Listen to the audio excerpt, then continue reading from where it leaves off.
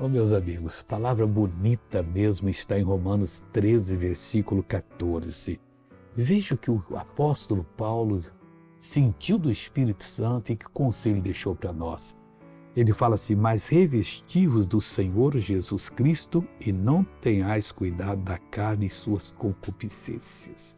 Às vezes nós estamos prestando atenção nos desejos desenfreados que nos surgem. A gente dá vontade de fazer alguma coisa errada. Ah, não, eu faço uma vez só, eu levo essa encomenda, ganho um dinheiro, eu levo um suborno. Não faça.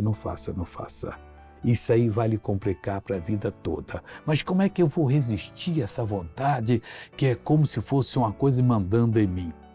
Olha bem, mas revestido do Senhor Jesus Cristo, revista-se da palavra de Deus, que é o Senhor Jesus, e não tenhais cuidado da carne de suas concupiscências. Venha, eu não quero saber disso. Eu vou vencer em nome de Jesus e Deus vai lhe dar a vitória.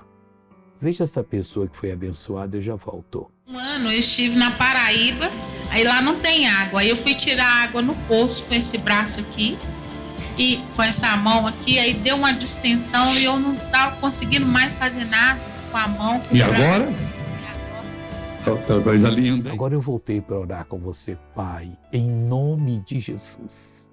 Eu oro por essa pessoa que tem sido vítima de tentações, verdadeiras armadilhas do inferno, e, ó Deus, e às vezes ela sofre muito.